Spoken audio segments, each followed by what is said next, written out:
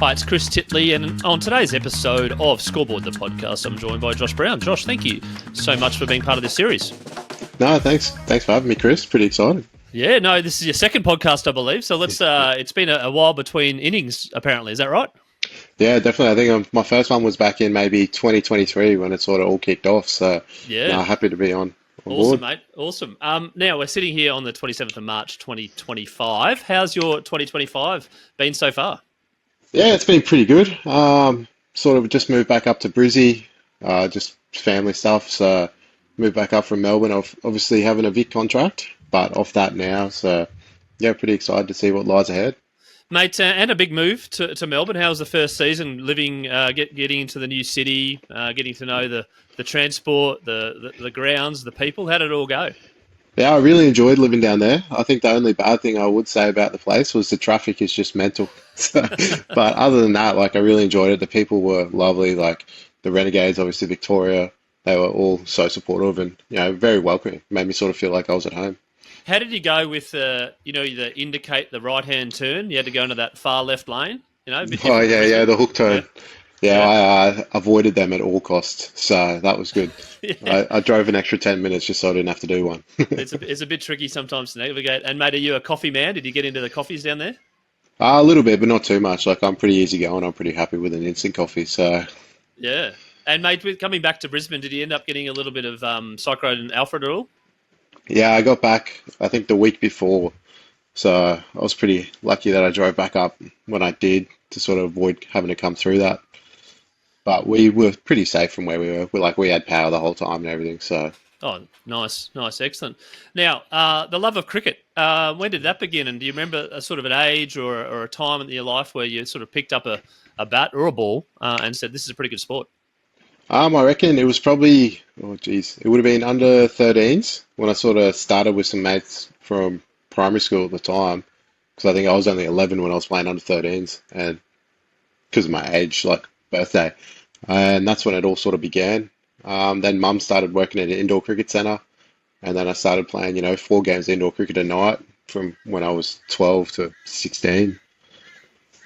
Mate, the indoor cricket, different to the outdoor cricket. How did you go with that shot where you have to kind of like bounce it up and pick up the single? I was horrible at that when I first started because I just wanted to hit the ball as hard as I could. So it took me a long time to sort of figure that out. But once I got that sorted, I just sort of looked at it like, it's just a forward defence, basically. It's just a forward defence, but don't play a drive straight back to the bowler because you get run out, right? yeah, that's it.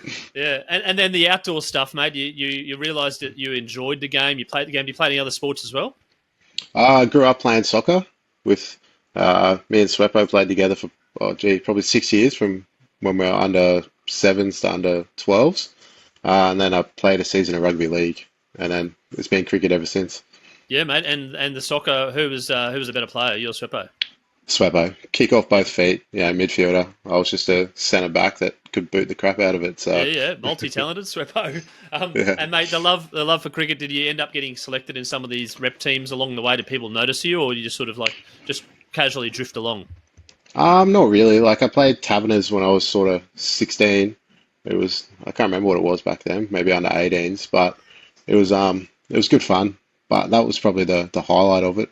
Other than that, I just sort of played for fun. Yeah, mate. And what did you enjoy most about cricket at an early age? Was it the batting, the bowling, the teamwork, etc.?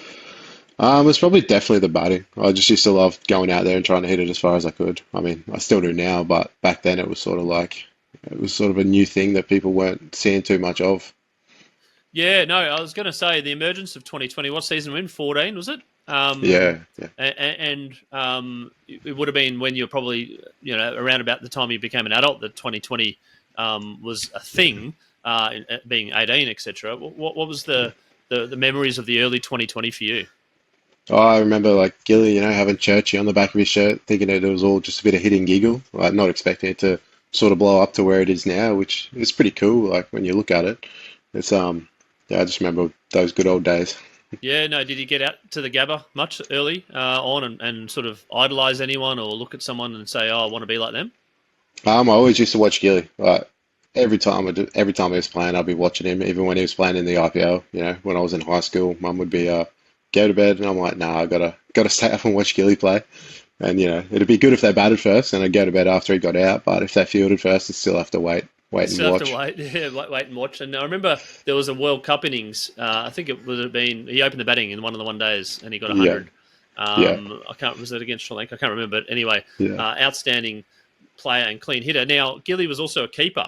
Now yeah. I've done a little bit of research on you and looked up your play cricket stats, mate. And I noticed that you did have a little bit of a dabble behind the stumps. Yeah, I sort of filled in when people couldn't do it. Did it a lot when I was playing indoor cricket. So sort Yep. of got obviously a bit faster in indoor cricket, but that was only because I could catch it and then throw the stumps down at the other end, where some of the other boys couldn't. Yeah, right. And also, throughout your career, you've also been a little bit of a bowler, which came to fruition this year. How did you go this year, getting the ball in the Big Bash for the first time?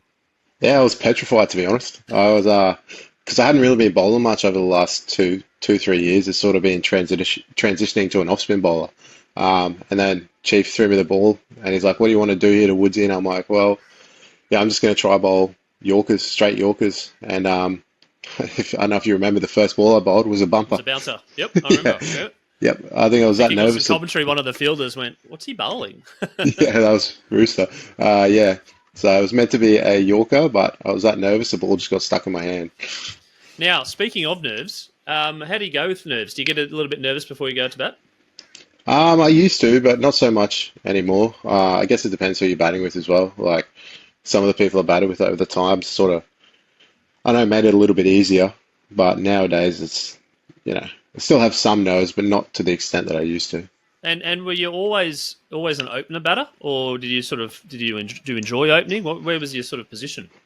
No, I think when I first started playing first grade, I was batting nine, and then sort of even playing second grade, I was batting 5 to 7. Um, then one year in first grade, the 2020s, they were just like, "Oh, you wanna open?" And I was like, "Yeah, why not?" And haven't looked back. Like I think I got 100 in my second innings opening, so it was sort of yeah, Yeah, your trajectory to cricket stardom, or people who know your name, playing grade cricket and playing 2020, it was quite a fast rise. Do you sort of look back now and go, what happened, or was that always part of the plan for you to go, right? I know I'm good. My talent should come out and shine. It wasn't so much that. Like even up until probably 2018, 19, I was just playing for fun, like playing with my mates. I think the 2 years before I started, or 3 years before I started playing grade cricket again, I went and played like sub-district cricket, just to have fun with my mates. Like Yep. even he's the reason, one of my best mates is the reason I went over to Norse and started playing my grade cricket. He went over and started playing there, so we we're playing fifth grade together, and so just sort of slowly took off from there. Now, I'm going to do a little statistic question trivia for you around your highest score Yeah, in sub-districts cricket on play cricket. yeah, Do you remember it? I do. I remember I got dropped second ball. Second ball, right. Well, this is going to be a good segue into what the highest score was. Do you want to give the listeners the highest score, and I'll confirm it with the Play Cricket app? Yeah, so sub district, I remember it was, I think 2013, Correct? because Yep. it was my first double ton, and I We, got 259. oh, mate, you've nailed it. 259 on the 13th of July and on the 20th of July, which is my birthday, by the 20th of July, 2013. Who were you playing for? I was playing for Albany Creek, and it was out on a synthetic ground. Yep. And do you remember what Albany Creek made? I think we were one for 347 after, or two for after maybe 50 overs or 40 Mate, overs. you're close. It was one for 364 off 34 overs. Yeah, yeah, And yeah. Right. who was the one wicket, by the way? Oh, I got out. I snicked off.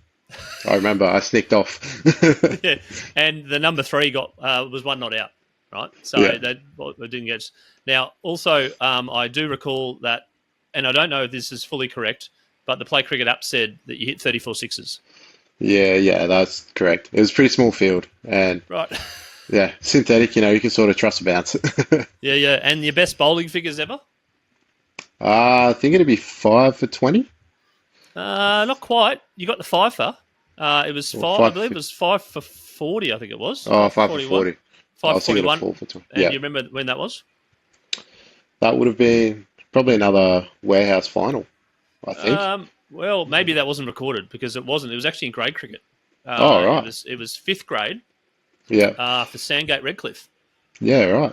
and you played against my old former club, West, Yeah. and you got 5 for 41, I think it was, Yeah. in fifth grade. A couple of Yeah. names you got out. I used to play with at West. Speaking of Taverners, under 18, we won an 18 champs there many, many, many years ago with one of the guys that you got out that game. So, mate, let's get on to the selection of the Brisbane Heat. Yeah. Go back to that time where you either got the phone call or the text or something. You want to give the listeners a bit of an insight into exactly how that came about.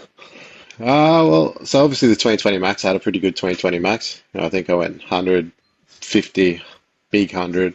And then we were playing a game at Toombul, and Bennett King, who was the, chairman of, or whatever he was doing, the selector at the time, said, can we have a chat after the game while we were fielding? And I was like, holy crap, like this is pretty cool. So that, we didn't end up having to get to chat after the game because I think we lost and we might have had a debrief, but I can't remember. But then we went over to Norse, and I think the next 3 games I got a duck just, thinking about what's going to happen with this chat. But then after that, they sort of went in for a meeting, just caught up with them and said, look, we're impressed with what you're doing, just keep doing it. So yeah, right. And then you got the call up, I think it was in January of 2023, to play your first game. Is that right? No, I made my debut the first game of the season against the Renegades in Cairns. Oh, okay, right. Yeah. First game at the Gabba then, I remember. First game of the Gabba, yeah. Yeah. First game non-stop. I mean, how did you go with that call and thinking, okay, I'm going to be playing Big Bash tomorrow? Did you sleep the night before? I think I slept all right, but the day before I was, crapping myself. Like it was just like, holy crap, this is going to be awesome. Yeah, that was the first game. The second game, I remember Chuck come over and said, we're putting you in for this game because I think we were 9-5 during that stage of the season. It's like, we're putting you in, something's got to change. And then, lucky enough, what happened. I had all my friends and family there, and it was a packed out New Year's Day crowd. So that's right. Yeah, New Year's Day, and you got 60 or 50 or something, didn't you? I can't remember. Yeah, I think 62 off 23. 62 or 23 at the Gabba, and all of a sudden, Josh Brown and all those net sessions and all that hard work was sprung into the spotlight. How did you deal with it? I remember that night, I didn't really sleep. Like, I think obviously after a game, you sort of struggle winding down, but if you do well, it's even worse. So I think I was in bed by probably 1 a.m., but didn't sleep till probably 5 a.m. Yep. You're on a plane the next day traveling somewhere else, so it was pretty hectic. Yeah, and as a kid growing up, did you always have an ambition to play, to be a professional athlete? Did you have something else in mind? Not really. I sort of didn't know what I was going to do. Like, my family, mum and dad split up at a young age. Mum sort of struggled with stuff, working a few jobs just to help get us by when we're going through high school and stuff. So it was sort of just like cricket was just a release away from that.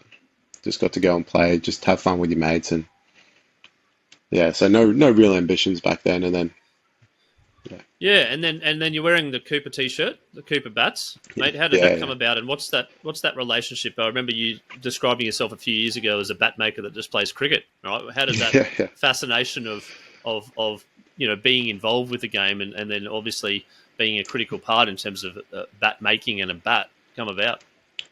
Well, in 2019, I went over to the UK and played a season over there.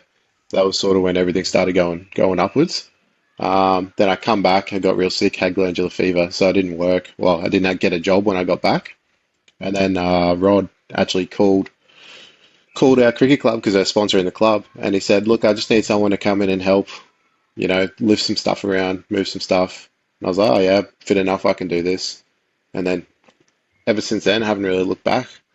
Sort of started off with the signage side of it, and then he started teaching me how to get into the bats and everything, and then that just started growing and growing from there. Yeah, right. And what is it about a bat that you love the most? Is it the grip, the wood, the weight, etc.? There's obviously different variables, but what does a Cooper bat do for you that other bats don't? I think it's just like our slogan was "Your bat, your way" for a very long time. It's just you can get everything customized down to even like the handle. Like, so if I'm making a bat now, I know that my handle is going to be exactly the same, and the shape of the bat's going to be exactly the same every time that I do it, which is probably the biggest thing. Like having that consistency with your cricket bats is obviously going to help you perform better for longer. And speaking of consistency at a 2020 level, it's to go out and get 100 or 50 every game is difficult because you're playing in different conditions and you're traveling, etc. How do you approach every innings differently? I mean, obviously with 2020, there's a lot more, probably a lot of less emphasis on if you get out, that's okay because there's another game as opposed to Test cricket. How have you found the sort of the Yeah. different formats in your head of going, let's protect our wicket, but also I've got to get runs. Yeah. Yeah, it's sort of it's a pretty big learning curve. Like I think most people don't understand. Like my job, for a couple of years was to go out and try and get 25 off 12 in the power play, and then just get the team ahead of the game. So I'm just trying to find the best way that I can do that consistently. And if I'm back to 10 overs and I'm in, then it's my job to carry on the rest of the innings. So that's been probably the biggest learning curve with the whole thing. It's just learning how, because yeah, you face some pretty good bowlers, and occasionally you're gonna hit one straight up. But if you get the chance to go on and get a big score, you sort of got to learn how to do that rather than just throw it away. Yeah, in terms of bowlers, who's the fastest or trickiest bowler that you've ever played against? I reckon it'd probably be Riley Meredith. Like he's just when he runs in, he's absolutely sprinting in. He's got that look in his eyes, like he just wants to bowl as fast as he can. But he's a very nice bowler, so it's tough to get away. I think he's had the better of me so far. Yeah, right. And then, as you mentioned around various roles, and some of the other podcasts that I've had the opportunity to interview some of the athletes, they talk about the team mentality, but obviously the individual mentality you need to work on. But then your Yeah. role within that team. The successful teams that you've played in, did you know exactly your role and the role of some of the other players as well to get that dynamic right to probably, overall improve and uplift your own individual game as well? Yeah, absolutely. I think if you're playing in a team where you don't have roles, your mind's probably going to be a little bit more scattered as when because when you get out there, you're like, okay, my role's pretty simple. I got to try and hit boundaries. I'm not going to be the one that's going to be out there, nudging around trying to get the other guy on strike.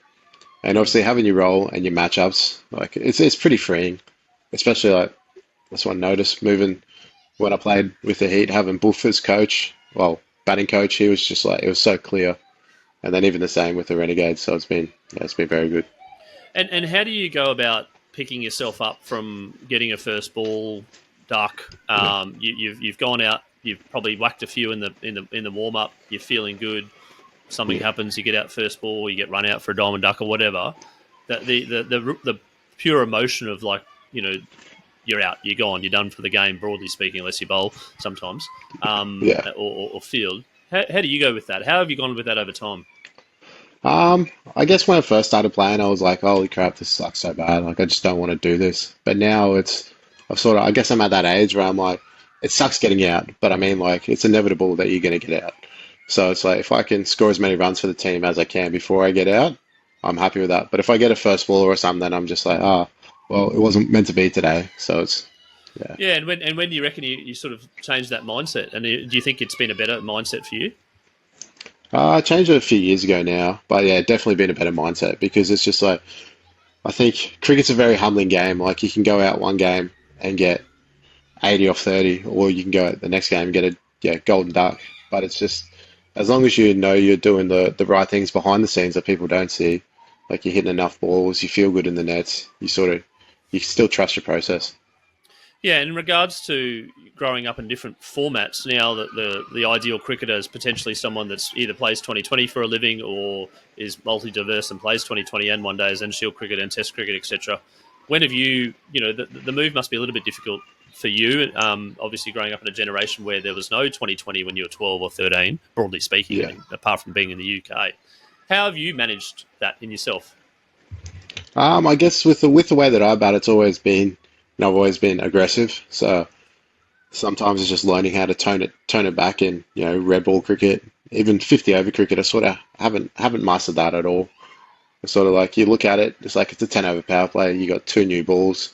You're facing the best bowlers when you're opening, so it's just like it's a bit tougher than 2020 cricket or even red ball cricket when you open. So it's just one of those tricky situations that I still have not figured out. I think it's just I probably haven't played enough one day cricket, so it's just one of those. Yeah, and mate, the Big Bash. It's been how many seasons have you been in? 3, is it? I think in total. 3, so yeah. 3. And how have you found that experience of being a Big Bash player as the 2020 continues to develop? The crowds continue to get better. It seems like it's got a lot of momentum. How have you found the different seasons? I've been loving it. Obviously, the first season, we got so close with the Heat, we lost the final. Then the second season, they shortened the season, and we had an unbelievable season.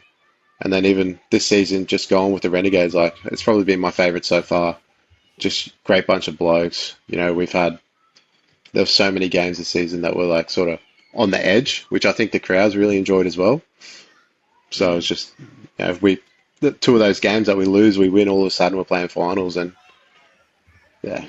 And talk about yes, there was an unbelievable game in the final, the Heat, which you went down. Would have been a pretty distraught feeling in the change rooms, but at that time you'd come from a distance to get to the final, and I think everyone was very proud of you. It was just so close in front of a Perth stadium. You want to recall that game and a couple of the key moments, and I suppose after that game, bottling up that despair, or that, I suppose, that feeling to go, let's go next year.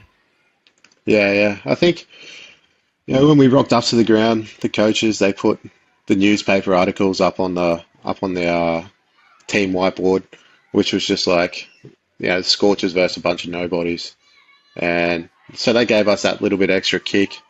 And then when we got to 170 with the bat, like I remember the first over, obviously you're nervous when you walk out to bat and you're playing in front of, I think there was 55,000 there, but it was just a sea of orange. And then Jason Berendorf, the wicket was doing a little bit. I nicked it 3 times for 4.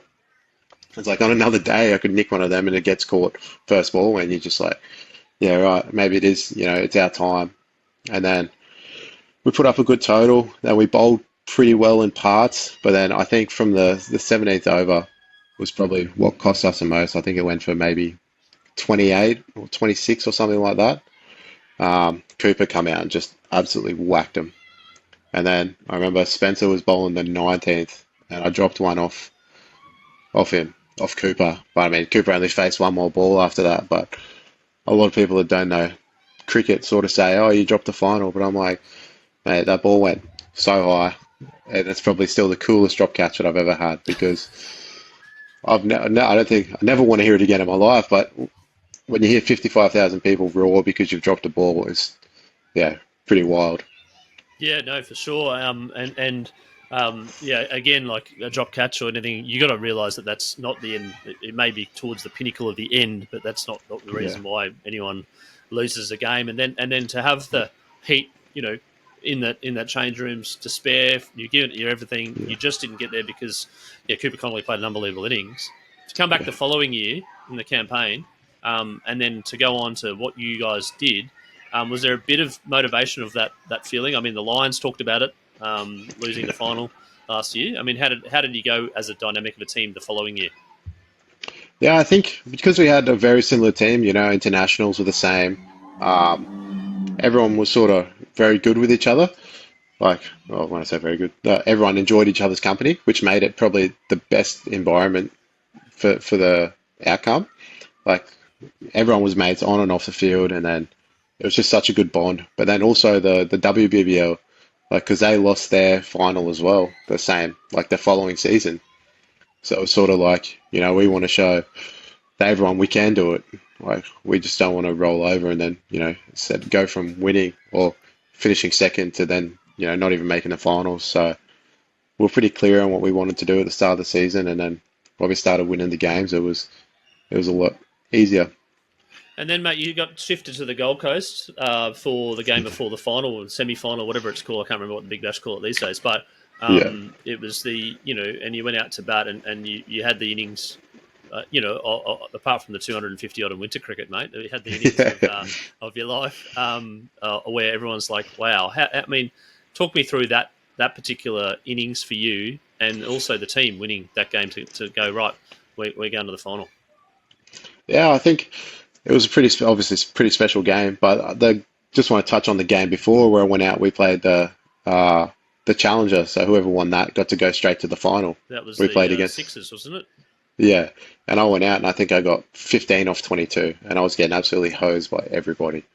So then to go, to the probably one of the most important games, a knockout, and then to do what I did was pretty special. Like it was just, I sort of got to 110, and I was absolutely cooked because it was hot, it was humid, It was humid. Yeah, I saw it. yeah, Everyone was sweating. Yep. yeah, it was terrible. And then Renner's come out to bat, and I've got a pretty good relationship with him, and he was like, "You just got to keep going here, keep going for the team." So then it just kept it going, which was nice. And then winning that game, everyone the vibes were high, because the season before we'd gone down to Sydney, we knocked them out in the knockout game in their home turf. So that we were just like, what, we can do this. Like this is our chance. Like let's just nail it. And to during that innings, are you a person that looks at your score? I was a little bit when I started getting close to 100. I was just like, all right, maybe I'll have to knock it around or wait for a real bad ball. But then, lucky enough, Boise threw me one up when I was on 95. So, yeah, and did you you obviously hit a 6 to get 100? Did you think, a 4 would be nice, or you just went right? That's there. That's in the spot. Yeah, I was just like, if he puts it in my slot, I'm going to hit it for 6. I remember, at the end of the over, I was talking to Renners, and I said, if he puts one there, I'm just going to bang it. And he was like, yeah, cool, love it. And then as a batter in 2020, how often do you think about that? And you've got I don't know what they're saying is the milliseconds to make a decision as a batter, and you've got people like Riley Meredith, as you spoke about, that are charging in. What's going through your head in regards to is it short? Is it because some of those shots that you played were sort of off the back foot, but it could have been a front foot. It could have been, and you've adapted so fast to that ball speed. What do you reckon? And my question's a long-winded question. What do you reckon one of the keys is to batting into 2024? I reckon my biggest key, my biggest learning curve was I for so long I got stuck on trying to be the batter that people wanted to see rather than just being true to myself. And obviously the biggest one is just hit the ball where it's meant to go. You can't be getting balls on fifth stump and you're trying to flick them over mid-wicket. It just doesn't work. So I think that's what I did really well in that game and then the following game. And do you reckon you get to 50 sometimes and there's a little bit of a, I'm tired, I'm knackered, I've done a pretty good job here, I've probably exceeded what my team has wanted me to do. If I get out, I get out, and you're okay with that? Or is the mentality just to keep going? Well, you never want to get out. I think my mentality, if I get to 50 my role, is just to keep going. If you start to get closer, I remember this year there was a game against the Strikers where I probably should have knuckled down a little bit and pick my matchups a bit better. But we always every team I played in, it's just been huge on your matchups. If you get a matchup that you think you can take them down, you can get that big 22 run over. You gotta go for it. What I've noticed in some of the 2020 games is the stretch from chasing down a total has become it's 6 and over, 7 over, 8 and over, 9 and over, 10 and over to get. And then it's it's 13 or now it's 14. But then teams come from that. How have you found growing up thinking that almost anything's possible in 2020? Yeah, a big believer of that because, all it takes is one person to have a day. If they go out, get 100 or 40 balls, all of a sudden, your team's got, even if you're chasing 270. So it's IPL. It's obviously you need someone to have a real big score, but I just believe anything is possible in cricket now. Because if you look at it, 15 and over is, depending on what ground you're playing on, it's 2 sixes and 3 singles, and you can afford a dot ball. So it's, depends on where you look at it, I guess. It's just one of those. Yeah, and then going to the final, such a big build-up for you. Your name's thrusted everywhere in the press, in the media. You go out to the final again. The expectations on your shoulders, did you feel it? Not too much. Going to Sydney, SCG hasn't always been known as being a batter-friendly wicket in the 2020s. Even when the first 2 years, everyone last year was absolutely beautiful. But, the first 2 years, it was a low turner, the first final we played there. And then obviously the grand final last year, it wasn't the best wicket. So we're just all right, we sort of set a total, and I was batting with McSweeney at the time, and we'd obviously played a lot of club cricket together. And he just kept on me because I was like, mate, I'm struggling here. Like, I think I'm just going to start slogging because I just can't hit the ball. But he just kept on me and kept on me. It's just like, if you get out, just think about how hard it's going to be for the next bloke. So, yeah, even when I got out that game, I was pretty upset because I was like, I've just left another, hitting the ball so well, I've just left another big score out there. Yeah, and then the jubilation of getting that title after the year before. Yeah. Talk us through that sort of the dopamine hit that it's all worthwhile. Unfortunately, I was off the field when we took the final catch. I was battling a pretty bad injury at that stage. So it was, yeah, after the season before to then have that happen was, it was incredible. I mean, even going to see Jimmy and then he was tearing up, Sweppo was tearing up because obviously they've been in the club for so long. And it was incredible to see what it meant to everybody. And, I carry around my ring. Like, I absolutely love it. Like, it's something that you're never going to forget. And then from that season, Josh Brown's hot property in 2020 globally. How did you go with sort of managing offers and looking at a little bit of stardom for you, camera shoved in your face? I can sense in the podcast you're reasonably quiet. But to have that media attention, how did you deal with it? It's taken me a long time to sort of understand it and how to live with it, I guess. It's still learning I guess is the biggest thing to have because you're always getting people message you on social media. You always, even if you play some of these other competitions, you're getting abused by people when you don't do well, and yeah, it's pretty full on. But now I laugh at it, like because you can't get upset at it, like. Yeah, just trying to. You're strong. You reckon you're strong mentally now with the criticism because it is an era of criticism with social media and blogs and people snapping you, etc. Did you read some of that earlier on in your career, a couple of years ago? Yeah, I mean, I still read it now. I just find it pretty funny. Like the way I look at it is like I've come from the same place that probably some of these people have, and I'm living their dreams. And they're upset about it. Like that's probably the easiest way of looking at it for me. Sort of puts it all in perspective a bit more.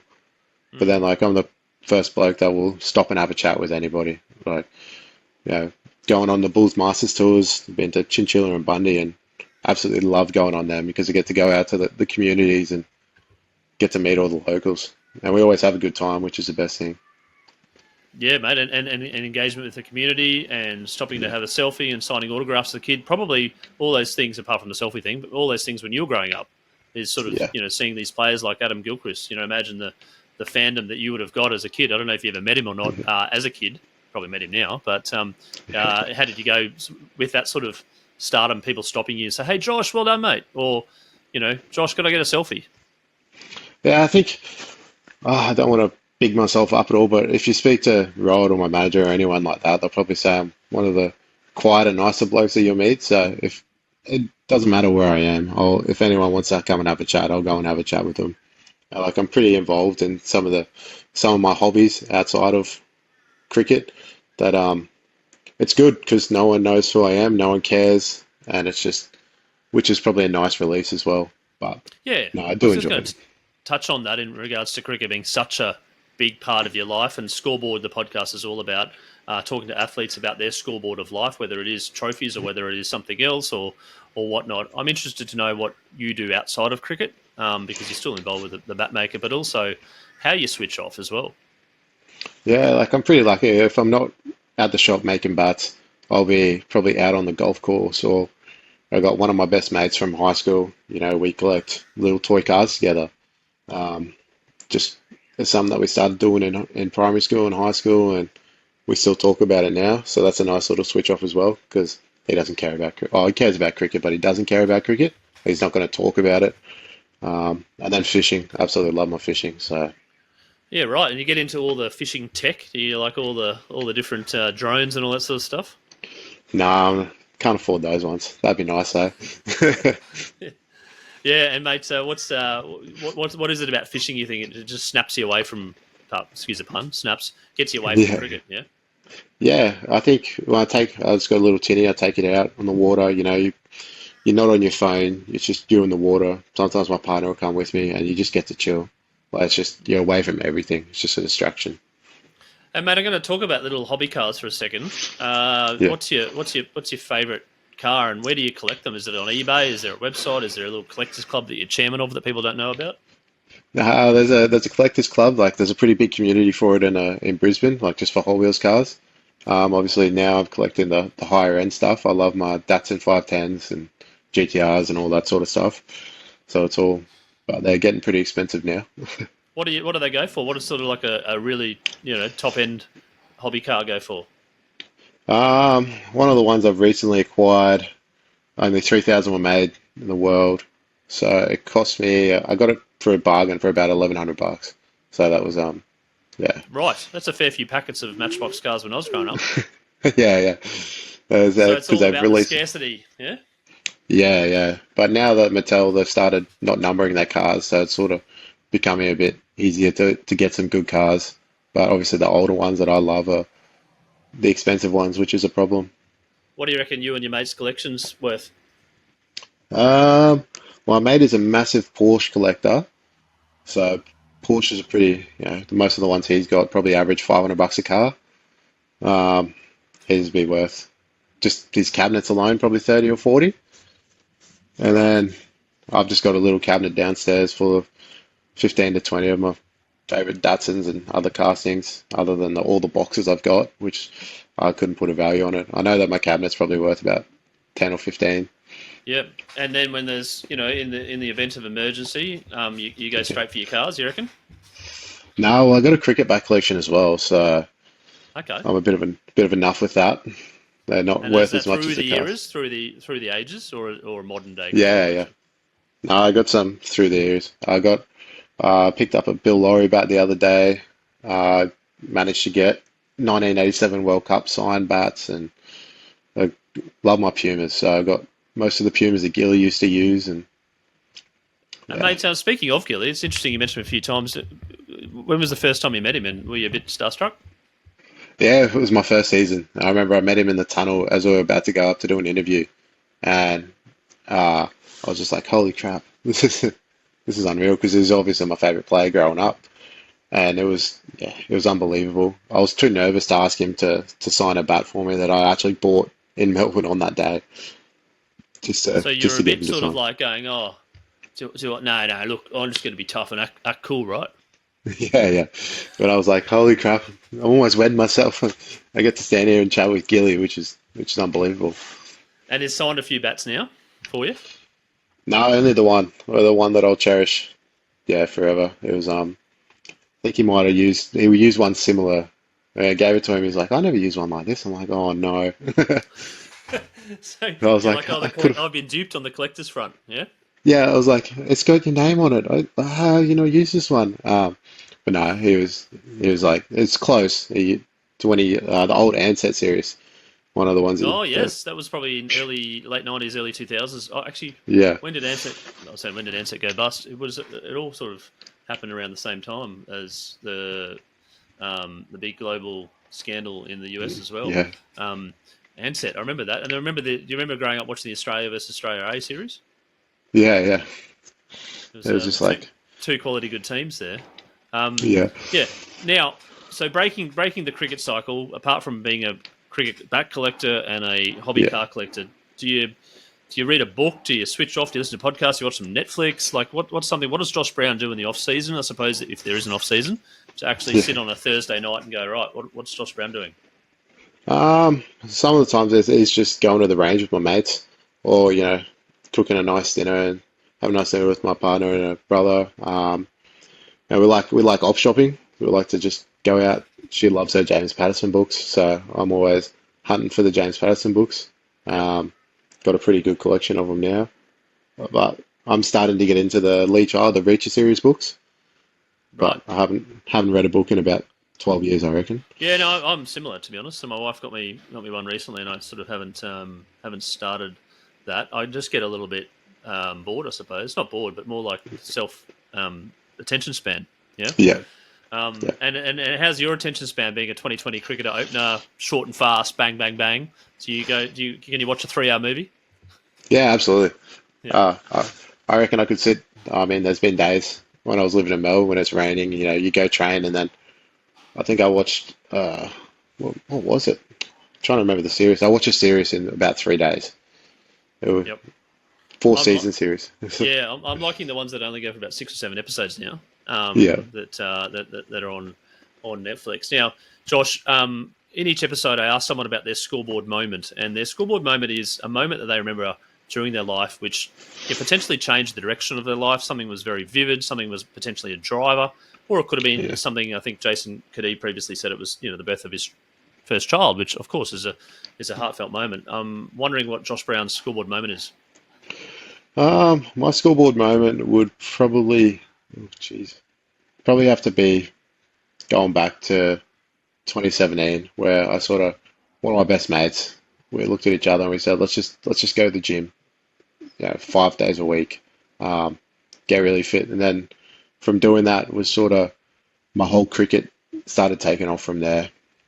I wasn't as much of a bum, just playing for fun. It was just like, what, I'm gonna crack on and really focus on my cricket. And then I'd say within that as well was getting my eyes looked at because I always played cricket without, thinking about it. And then once I got started wearing contacts, I was like, holy crap, I can actually see the ball now. Wow, I didn't know that. Do you reckon most cricketers get their eyes checked? I reckon you should. I mean, there's a few blokes that I would definitely recommend they need to go get their eyes checked, but they don't want to listen to me. But it was just incredible, like being able to actually see which way the seam's pointing, right, versus just a blur coming down.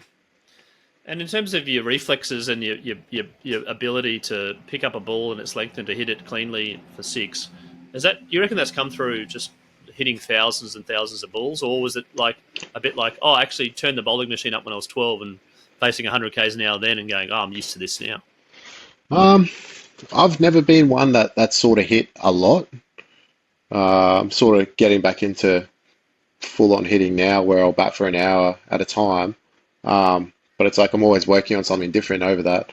I think it's just repetition and muscle memory. Like if you want to work on something and become really good at it, you got to practice it. And I read a quote once that says, "You don't practice something till you can do it. You practice something till you can't fail at it."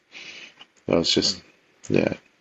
And the creativity of the shots now in cricket, how have you gone with that and like trying new things and going, actually, I'm not very good at X, I'll leave it out? Or is it more like, I need to get better at X? I mean, I think I'm sort of unique in a way that I like to think that the way that I play is sort of, if you bowl offside, I can punish you over the offside. If you bowl leg side, I can hit you over the leg side. And if you bowl straight, I can try and bomb you straight. Because I mean, reality is no one's going to nail a Yorker every time. So I probably don't need to add the ramp or, the reverses to the repertoire. But have played around with the idea of reverses, which has been fun, but still too scared to bring them out in Big Bash. There you go. Maybe next year. Yeah. Josh, I've got kids that play cricket, and I've got There's obviously they want to be Josh Brown, they want to be Chris Lynn, and whatever it might be in terms of Big Bash, etc., and hitting sixes at the Gabba and whatnot. What's some advice that you can give to cricketers as an observation? I've seen a lot of kids specialise at a young age, just playing cricket at the age of 12 and no other Yeah. sports, etc. But what's some advice that you can give to little Josh, I suppose, now playing cricket? Well, I think the most important thing that I've learned over the years is you've always got to have fun. You can't take it too seriously. Like in the end, it's just a game. And if you're not having fun playing cricket, then what are you doing? Like I know, even we talk about it now, you've got some of the best players in the world that they play because they have fun, not because everyone wants to win, obviously. But I reckon if you're not having fun, there's no real point in playing. And have you had fun your whole experience as a professional cricketer? I mean, obviously it's not a straight line, but broadly speaking. Yeah, absolutely. I mean, if you surround yourself with good people, it makes the whole thing so much more enjoyable. Even when you're not winning games, if you got good mates around, good teammates around, even just having good support from your family and stuff, it still makes it fun because when you're playing, you're doing them proud. Yep. And cricket or being an athlete, a high performing athlete, is a finite period, and that's for everyone. Even LeBron James at 40 won't play forever. How are you thinking about that in terms of the future? And let's say we repeat this podcast in 5 years' time. Where would you like to see Josh Brown? This is something I've been talking a lot about over the last few weeks with my manager and stuff. It's just I want to play cricket for as long as I can. Like good old Harry from West. Old Steve Paulson, mate. Yeah. The great, eh? Yeah. So I played with and against Harry for many years. Yep. Yeah. So, I just want to play for as long as I can, as at the highest level I can. At the moment, I'm just going to get my body right so I know that I'm going to be right, to continue for at least the next 7 years. And then hopefully I can just keep scoring runs so I can keep getting work for those next 7 years. Yeah, mate, absolutely. And staying involved with the Coopers as well? Yeah, always. I'll be back there as much as I can, which annoys some of the blokes that work there, but the boss loves it. Mate, I'm just on Play Cricket now with Steve Paulson. What do you reckon these runs are on Play Cricket? He'd be up, 18,000, wouldn't he? 19,000? No, well, let's have a look here. We've got he's got two different profiles, but he's got the main one. Well, we've only got 10,500 here, but it's definitely much more than that. Yeah. With 1,700s, 56 and 312 innings. There you go, and still playing. At the tender age of 44 this year, I know that because he's my age and I played a lot of cricket with him. So staying in the game and obviously having fun as long as possible. Yeah. Josh Brown, thank you so much for being on the Scoreboard podcast. I really do appreciate giving an insight into your life as a professional cricketer and also your childhood growing up and also your love for the game, some advice for kids out there to continue to play it and enjoy the game and what may come of the future. All the best in the coming seasons of the different 2020 formats that you play around the world. Looking forward to following your progress and looking forward to catching up. No, cheers. Thanks so much, Chris, for having me. I've really enjoyed it.